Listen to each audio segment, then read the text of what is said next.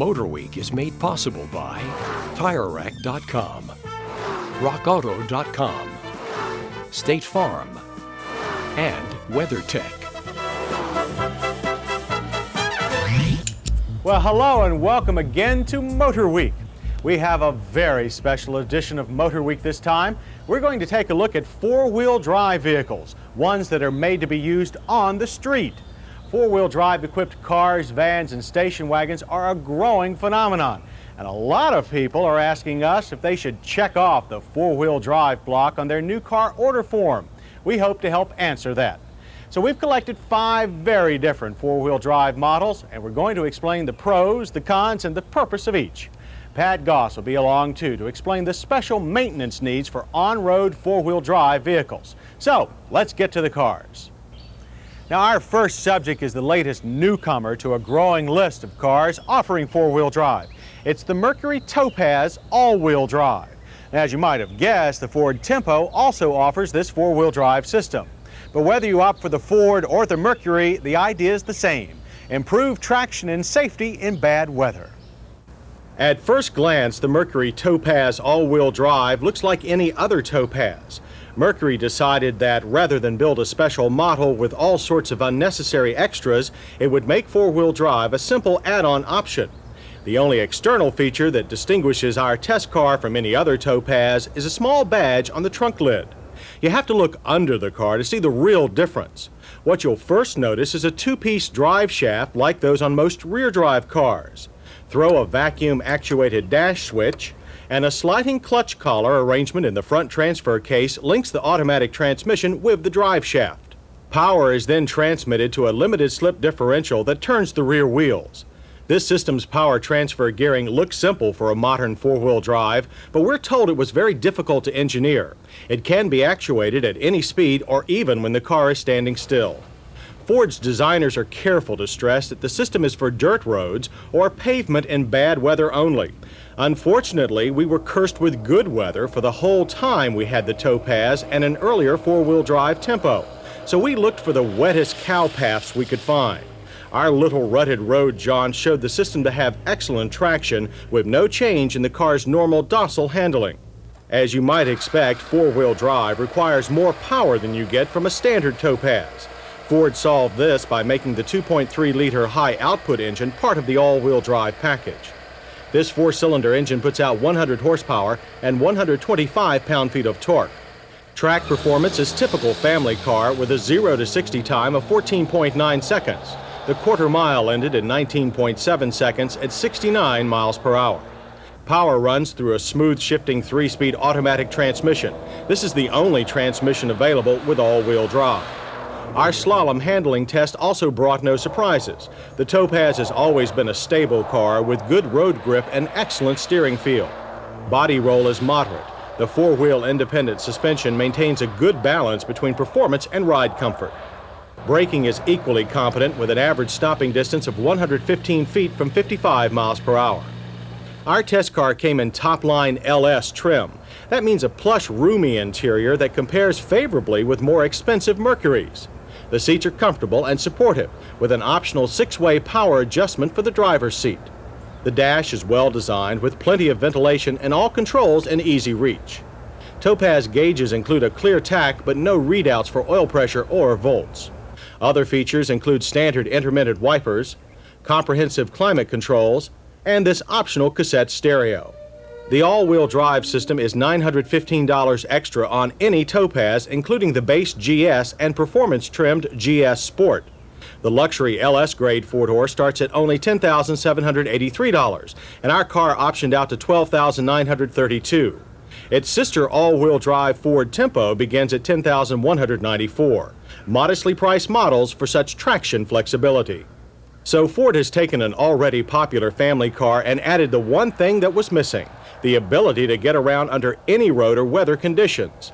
Other options may offer comfort or convenience, but this is the one that really delivers peace of mind. Now, there are many different kinds of four-wheel drive systems. Some only work part-time or on demand. The system on the Topaz is a good example of that. But other systems can be used to send power to all four wheels all the time. Such systems are known as full-time four-wheel drive. Now, Subaru is one of the leading sellers of on-road four-wheel drive, and they've been getting along with an on-demand system for years. Well, now they've introduced a full-time system, and we tried it on their Highline GL10. The four-wheel drive Subaru GL10 Turbo is a car that tries to be all things to all drivers: a high-performance car, a family car, a luxury car, and a foul-weather car. And for that you pay a hefty price, $15,744. As for the full-time four-wheel drive, you can order it in any Subaru sedan or three-door coupe. Although the system is engaged all the time, there's also a locking center differential that's meant for use only on the most slippery surfaces. Subaru claims the full-time system improves the car's handling and performance. The theory is, since power goes to all four wheels all the time, there's no power lost to wheel spin on full throttle starts. Well, acceleration is brisk in the GL10. Our car went from 0 to 60 in 10.3 seconds and ran the quarter mile in 17.6 seconds at 78. The theory seems to work since the all-time four-wheel drive GL10 was slightly faster than the last part-time four-wheel drive GL10 we tried. But some credit should also go to the engine. Horsepower is up slightly over last year for the 1.8-liter turbocharged flat 4. It's now rated at 115 horsepower and 134 pound-feet of torque. Maybe if the engine had twice the power, the GL10's full-time system might have shown more of an acceleration advantage. We also couldn't see that much of an advantage to the new system in handling. The GL10 is only as competent as before, and it still has the same flaw: a power steering pump that won't deliver power to the steering in quick turns. As for quick stops, the GL10 is good. Its brakes are easy to modulate, fade is minimal, and our stopping distances were good, averaging 115 feet from 55. The only thing to complain about here is too much nosedive. Most drivers will be more impressed with the GL10's luxury. The suede look upholstery is new this year. The seats have supportive bolsters, and the driver's side is height adjustable and has an adjustable lumbar support. The rear seat is comfortable for two average-sized adults, and shoulder belts are supplied. The GL10's digital instrumentation is revised this year, and many of the driver controls have also been altered. We approve of most of the changes, but there are still no readouts for oil pressure or volts. There is a four-wheel drive indicator. A switch on the console controls the ride height for when the snow gets really deep. The GL10's pneumatic suspension will also level itself to compensate for loads. And for those loads, the GL10 has plenty of trunk space for most sedan-type chores, plus a rear seat back with flat folding inserts for carrying long items. The Subaru GL10 Turbo is a very versatile car that performs almost all its advertised functions fairly well. As for its full-time four-wheel drive system, while it may not improve its high-performance image that much, it's always there when you need it in bad weather, and that's what's most important. Now, suppose you want a four-wheel drive vehicle for improved foul weather traction, but let's also suppose that you don't want to be bothered with pushing any buttons or pulling any handles to engage the system. Well, some manufacturers are coming out with completely automatic four-wheel drive systems. They work without any help from the driver. Volkswagen is one of them, and they call their offering the Vanagon Syncro. The Volkswagen Vanagon Syncro hardly looks different from any other Vanagon. External changes are limited to larger tires and an extra inch of ground clearance. The Syncro system works by automatically transferring power between the front and rear axles. That's done by a revolutionary viscous fluid coupling device, which measures wheel slip and sends power to the front wheels when they start losing traction.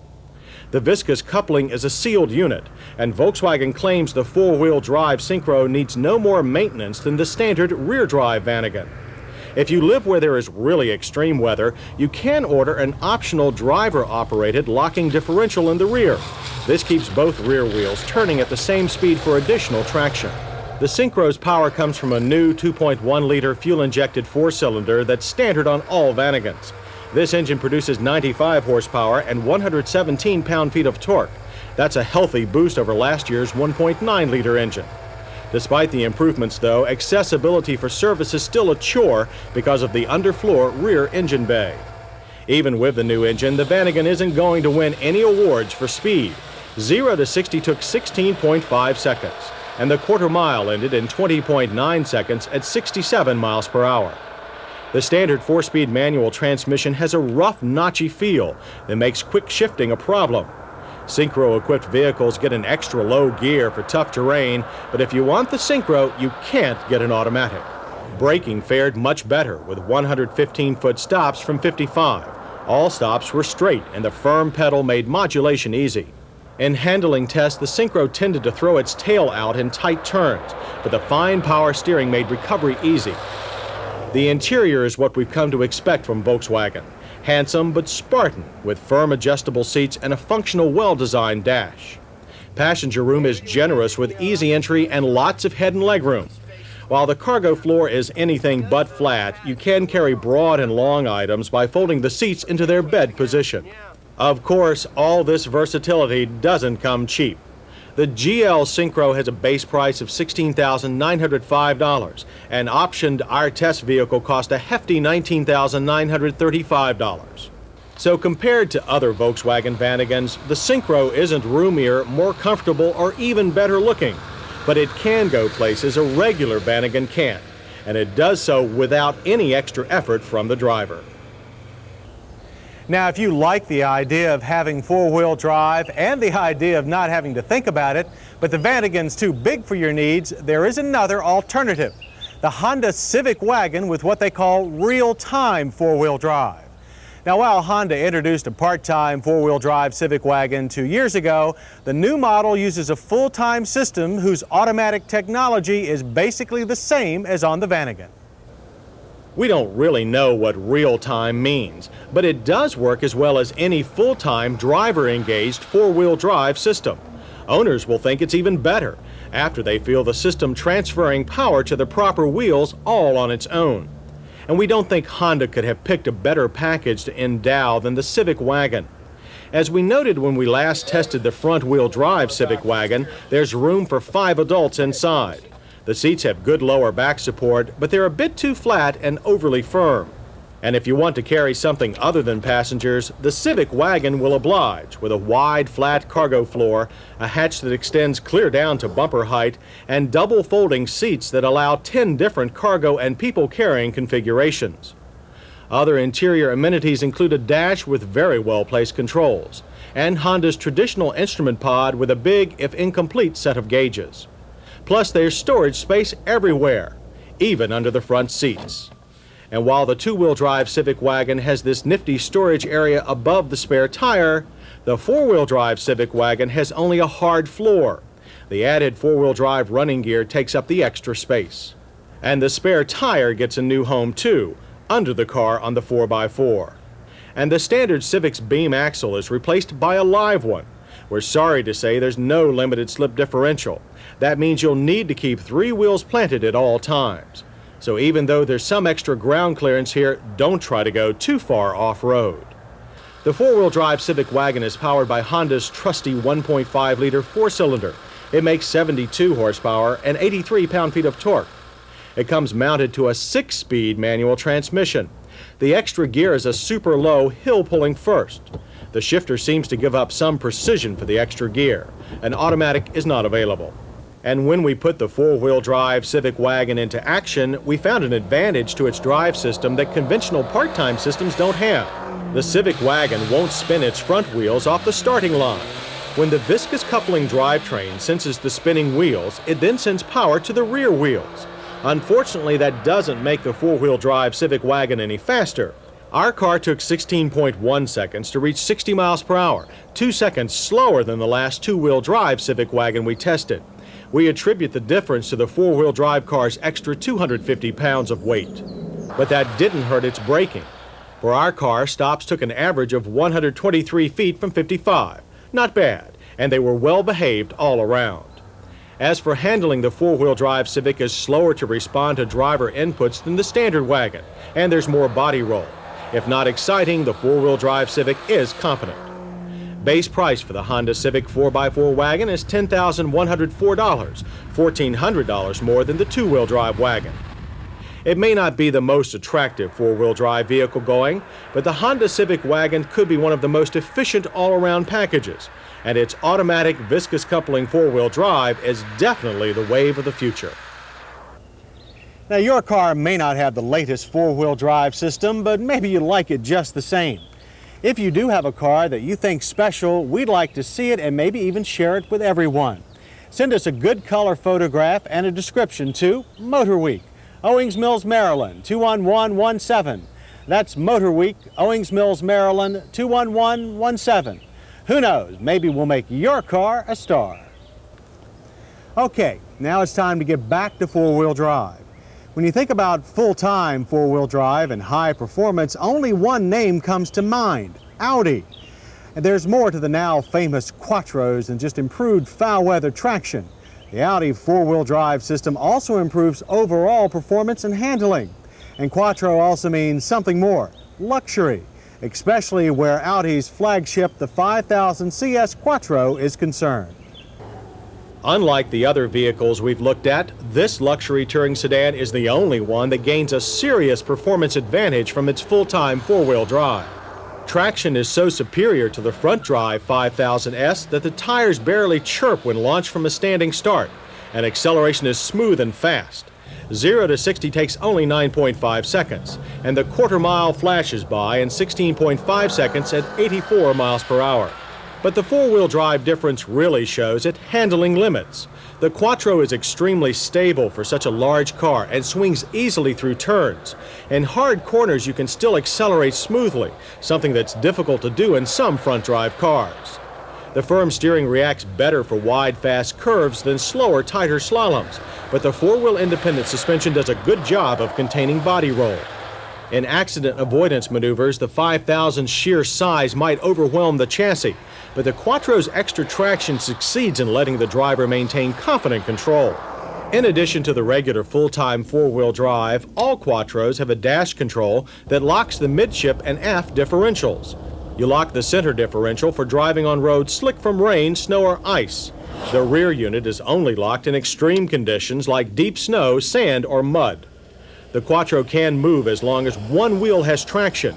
Many other four-wheel drive systems must have traction to at least two wheels in the same conditions. For braking, the Quattro gets four-wheel anti-lock disc brakes, which haul the car down from 55 with a distance average of only 110 feet on dry pavement. But the anti-lock brake system can be turned off. The theory is that the car will actually stop shorter without anti-lock in deep snow or sand. Also, when the center or aft differentials are engaged, the anti-lock braking system is automatically canceled. When each wheel is no longer rotating independently of the others, the system cannot function properly. That means you don't have the anti-lock action in those situations where you might need it the most, an engineering problem that is no doubt getting much attention. Power for all this hardware comes from a turbocharged intercooled 5-cylinder that displaces 2.2 liters. This superb power plant puts out 158 horsepower and 166 pound-feet of torque. The turbo's life is enhanced by water cooling. The coolant continues to circulate even after the engine is off. And the Quattro's inside easily lives up to the promise of the outside. The interior is pure luxury, with every 5000 series option except heated seats included as standard equipment. The leather-covered seats are firm and supportive, but lack side bolsters needed for serious driving. The leather-covered door panels include power windows, door and mirror controls, and 2 of the 10 stereo speakers. The stereo itself is in the center dash below the automatic climate control. Above and to the left is a multifunction trip computer. The instrument cluster includes a center digital readout for engine functions not covered by the large analog gauges. The only available transmission is a slick-shifting 5-speed manual. And topping off the 5000 CS Turbo Quattro is a tilt-retracting power sunroof and a huge trunk with a very low sill. The trunk also has Audi's unique through-the-seat ski bag. You can carry long, thin items without sacrificing much of the car's roomy seating ability. The Quattro's highway ride is expectedly firm, but not harsh. You know when you hit a bump, but the suspension forgets it quickly. Notable noise is limited to the engine, which is louder than those in most other upmarket European sedans. And all of this Quattro's luxury, performance, and traction doesn't come cheap. The 5000 CS Quattro will set you back over $31,000. Now that's an awful lot of money. But in the world of on-road four-wheel drive, the Audi 5000 CS Quattro is the only one that offers serious drivers everything they should desire in a four-door sedan. As you've seen, on-road four-wheel drive covers a broad spectrum of designs, from the part-time system in the Mercury Topaz to the full-time Subaru GL10 Turbo. Systems can be strictly utility-oriented, like the Volkswagen Vanagon Syncro or the Honda Civic Wagon, or they can be for higher performance, like the Audi 5000 CS Quattro. But the question remains, is on-road four-wheel drive for you? Well, if you can't remember how many times last winter you had a slick road scare or were stuck in the snow, then you don't need it. A good front drive car probably suits you fine. But if bad weather makes you afraid to leave home, then on-road four-wheel drive is something you should consider. There's one more thing to remember. These systems are not meant for going very far off-road. A gravel or dirt road through the woods is okay, but not for forging rivers or climbing stumps. We hope we've helped you decide, and we'll see you next time on MotorWeek.